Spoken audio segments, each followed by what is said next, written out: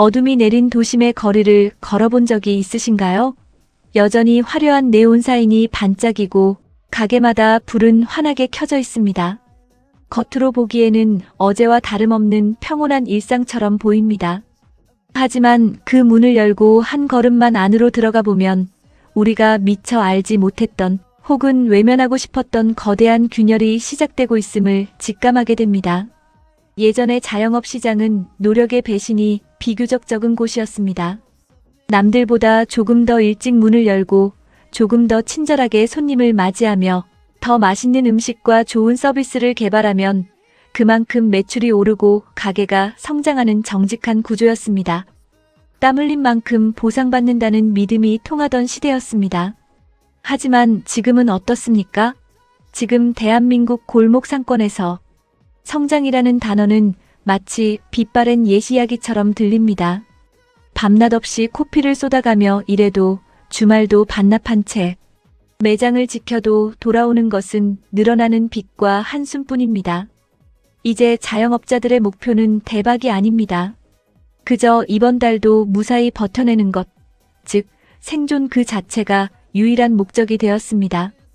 왜 이토록 자영업 시장의 공기가 차갑게 가라앉은 것일까요? 단순히 경기가 조금 안 좋아서 일시적인 불황이라서 그런 것일까요? 아닙니다. 지금 우리 눈앞에 펼쳐지는 현실은 일시적인 소나기가 아니라 대지 자체를 뒤흔드는 구조적인 지각 변동입니다. 오늘 그 차가운 현실의 내막을 하나씩 짚어보려 합니다. 가장 먼저 무너지고 있는 곳은 우리의 일상과 가장 밀접하게 맞닿아 있는 소비 연결 업종들입니다.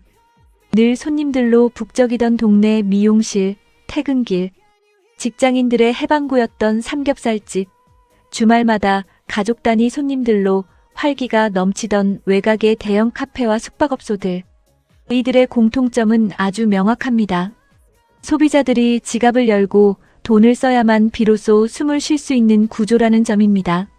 하지만 최근 대한민국 소비자들의 움직임을 살펴보면 이 연결고리가 완전히 끊어지고 있음을 알 수 있습니다. 직장인들의 점심 풍경부터 달라졌습니다. 10,000원짜리 한 장으로 제대로 된 밥 한 끼 먹기 힘든 고물가 시대가 되자 사람들은 식당 대신 편의점 도시락을 찾거나 회사 구내식당으로 발길을 돌립니다. 커피 한 잔의 여유라는 말도 옛말이 되었습니다. 예전 같으면 식후에 당연하게 방문하던 프랜차이즈 카페 대신 탕비실의 믹스커피나 저가형 무인 카페로 만족하는 이들이 늘었습니다. 주말의 풍경도 고요합니다. 연휴가 찾아와도 선뜻 여행 계획을 잡지 못합니다. 숙박비와 교통비, 외식비까지 모든 비용이 치솟다 보니 차라리 집에서 OTT 서비스를 보며 휴식을 취하는 홈캉스가 대세로 자리 잡았습니다. 이러한 소비 패턴의 변화는 자영업자들에게는 잔인한 사형 선고와도 같습니다. 손님의 발길이 끊긴다는 것은 단순히 매출 숫자가 줄어드는 것에 그치지 않습니다. 매장 안을 흐르는 무거운 침묵, 유통기한이 지나 버려지는 식자재들, 그리고 매일 저녁 정산기를 바라보며 겪어야 하는 참담한 패배감은 자영업자들의 영혼을 서서히가 아니라 아주 빠르게 갉아먹고 있습니다. 지금의 자영업을 사면초가의 위기로 몰아넣은 세 가지 핵심 원인이 있습니다. 이것은 자영업자가 아무리 노력해도 스스로의 힘으로는 절대 통제할 수 없는 잔인한 고정비에 덫입니다. 임대료는 자영업의 세계에서 가장 냉혹한 존재입니다. 이번 달에 장사가 잘 되었든 손님이 단 한 명도 오지 않아 파리를 날렸든 상관없이 약속된 날짜가 되면 어김없이 통장에서 빠져나가는 절대적인 비용입니다. 상권이 조금이라도 좋은 곳은 숨이 턱 막힐 정도로 임대료가 높습니다. 장사가 안 된다고 해서 임대인에게 임대료를 깎아달라고 사정할 수도 없는 노릇입니다. 결국 매출이 단 10%만 줄어들어 장사로 버는 돈이 거의 없어지는 기이한 수익 구조가 만들어집니다. 수많은 자영업자가 건물주를 위해 일하는 임대료 노예로 전락했다는 자주 섞인 목소리가 나오는 이유가 바로 여기에 있습니다. 대한민국에서 내 돈만 가지고 온전히 창업을 시작하는 사람은 거의 없습니다. 권리금에 인테리어 비용에 초기 보증금까지 마련하려면 은행 대출은 필수적인 선택입니다. 어디 그뿐입니까? 장사를 하다가 일시적으로 자금이 막히면 마이너스 통장을 개설하고 정부 지원 대출을 받으며 어떻게든 버텨옵니다. 문제는 금리가 가파르게 오르면서 발생했습니다. 예전에는 한 달에 수십만 원 수준이던 이자가 이제는 100만 원, 200만 원을 훌쩍 넘어섭니다. 이자 비용은 눈에 보이지 않지만 매달 가장 먼저 빠져나가는 고정 지출입니다. 매출을 작년 수준으로 똑같이 유지하더라도 은행에 바치는 이자가 늘어나니 정작 사장님 손에 쥐어지는 순수익은 반토막이 납니다. 열심히 일해서 은행 좋은 일만 시키는 꼴입니다. 여기에 설상가상으로 원자재 가격과 인건비가 동시에 치솟았습니다.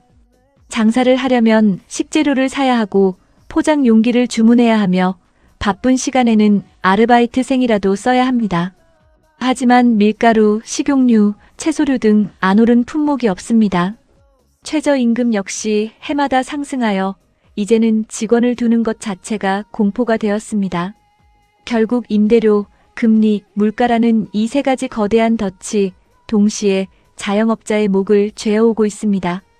들어오는 돈은 줄어드는데 나가야 할 돈은 더 많아지거나 굳건하게 버티고 있으니 아무리 발버둥을 쳐도 늪에서 빠져나올 수가 없는 구조입니다. 이 삼중고가 장기화되면서 대한민국 자영업 시장의 본질적인 성격이 완전히 뒤바뀌고 있습니다. 패러다임의 대전환이 일어난 것입니다.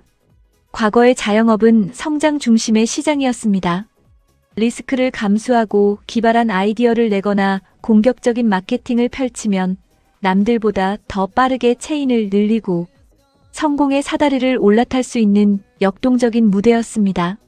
하지만 지금의 자영업은 생존 중심의 시장입니다. 경쟁의 기준이 얼마나 많은 돈을 벌 것인가에서 얼마나 오랫동안 망하지 않고 버틸 수 있는가로 이동한 것입니다. 이제 골목 상권에서 승자는 가장 높은 매출을 올리는 가게가 아닙니다.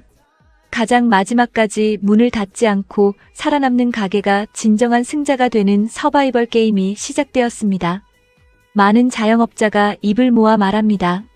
예전에도 불황은 있었고 장사가 힘들 때가 있었지만 지금은 느낌이 전혀 다르다. 단순히 매출이 떨어진 게 아니라 장사라는 게임의 룰 자체가 통째로 바뀐 기분이다라고 말이죠. 과거에는 열심히 뛰면 앞으로 나아갈 수 있었는데 지금은 제자리에 서 있기 위해서라도 온 힘을 다해 뛰어야 하는 상황입니다. 성공이라는 단어는 사치가 되었고 버티기가 유일한 미덕이 된 서글픈 현실입니다. 실제 거리에 나가 자영업자들의 이야기를 직접 들어보면 그 체감 온도는 생각보다 훨씬 더 심각합니다. 그들의 고백 중에서 가장 가슴 아프면서도 현실적인 이야기는 손님이 줄어든 것보다 무서운 건 매출은 얼추 비슷한데 내 지갑에 남는 돈이 없다는 사실이라는 점입니다.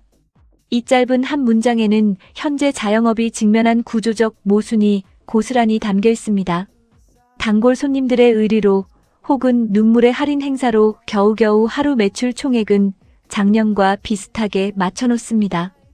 하지만 장사를 끝내고 밤늦게 계산기를 두드려보면 손이 떨립니다. 식자재 도매상에게 줄 돈 떼고 아르바이트생 시급 챙겨주고 건물주에게 임대료 송금하고 은행 대출 이자까지 빠져나가고 나면 정작 한 달 동안 온갖 진상 손님들의 스트레스를 견뎌내며 하루 14시간씩 일한 사장님 본인의 인건비조차 건지지 못하는 경우가 허다합니다. 오히려 편의점 아르바이트를 하는 게 마음 편하고 돈도 더 많이 벌겠다는 말이 농담이 아닌 진담으로 들리는 시대입니다. 장사를 하면 할수록 적자가 쌓이고 그 적자를 메우기 위해 또 다른 대출을 받는 악순환의 고리. 이것이 바로 2026년 현재 대한민국 자영업자들이 온몸으로 맞서고 있는 잔인한 현실의 민낯입니다. 지금 자영업 시장을 지배하는 또 하나의 거대한 흐름은 바로 양극화입니다. 모든 자영업자가 똑같이 힘든 것은 아닙니다. 냉정하게 말해 잘 되는 곳은 줄을 서서 먹고 안 되는 곳은 손가락만 빨고 있는 극단적인 차별화가 진행되고 있습니다. 탄탄한 자본력을 바탕으로 웅장한 인테리어를 갖춘 대형 브랜드 매장이나 인플루언서들이 알아서 찾아와 홍보해주는 초특급 상권의 핫플레이스들은 이 위기 속에서도 나름의 방어선을 구축하며 버텨내고 있습니다. 자본이 자본을 부르고 유명세가 손님을 끌어모으는 구조입니다. 하지만 우리 주변의 평범한 개인 자영업자, 골목길, 소규모 매장들은 그 어떠한 방패도 없이 이 몰아치는 한파를 맨몸으로 맞이하고 있습니다. 마케팅 비용을 쓸 여력도 없고 대기업처럼 원자재를 대량으로 싸게 들여올 방법도 없습니다. 시간이 흐를수록 거대 자본과 브랜드의 독점은 심해지고 동네의 작은 가게들은 설 자리를 잃어갑니다. 결국 상권의 허리를 지탱하던 평범한 소상공인들이 먼저 무너지면서 골목 상권의 생태계 자체가 뿌리째 흔들리는 비극이 발생하고 있습니다. 이는 단순한 경제 지표의 하락을 넘어 서민 경제의 기반이 붕괴되고 있음을 뜻합니다. 우리는 이제 인정해야 합니다. 지금의 자영업 위기는 시간이 지나면 자연스럽게 해결될 일시적인 불황이나 경기 순환의 문제가 아닙니다. 인구 구조의 변화, 고령화, 소비 플랫폼의 온라인 전환, 그리고 고착화된 고물가 체제가 맞물려 발생하는 구조적인 체질 변화입니다. 과거처럼 조금만 참으면 좋은 날이 오겠지라는 막연한 희망 고문은 이제 통하지 않습니다. 시장의 체질이 바뀌었다면 자영업을 바라보는 우리의 시각과 생존 전략도 완전히 달라져야 합니다. 이제는 무리하게 덩치를 키우거나 공격적으로 외형을 확장하는 전략은 자살행위와 다름없습니다. 얼마나 효율적으로 고정비를 통제할 수 있는지, 위기 상황에서 얼마나 유연하게 대처할 수 있는지, 그리고 철저하게 내실을 다지며 안정적인 유지를 할 수 있는지가 생존의 핵심 열쇠가 되었습니다. 지금의 자영업 시장을 한 문장으로 다시 정의하자면 얼마를 버는가의 시대는 가고 얼마나 버틸 수 있는가의 시대가 도래했다는 것입니다. 참으로 무겁고도 서글픈 결론일지 모릅니다. 인류 역사의 수많은 위기 속에서 마지막에 살아남은 이들은 가장 강한 자도 가장 똑똑한 자도 아니었습니다. 오직 변화에 가장 잘 적응하고 끈질기게 버텨낸 이들이었습니다. 지금 당장 눈앞에 성장이 보이지 않는다고 해서 낙담할 필요는 없습니다. 지금 이 모진 풍파 속에서 내 가게를 지키고 내 가족을 책임지며 하루하루를 버텨내고 있는 당신의 그 발걸음 자체가 이미 위대한 승리입니다. 화려한 대박의 환상에서 벗어나 냉정하게 현실을 직시하고 철저하게 생존을 도모해야 할 때입니다. 바람이 강하게 불 때 돛을 펴는 것은 위험하지만 닻을 깊이 내린 배는 결코 표류하지 않습니다. 오늘 준비한 이야기는 여기까지입니다. 거친 태풍이 지나가고 다시 따스한 봄볕이 골목길에 찾아오는 그날까지 여러분의 생존과 건승을 진심으로 응원합니다. 청취해주셔서 감사합니다.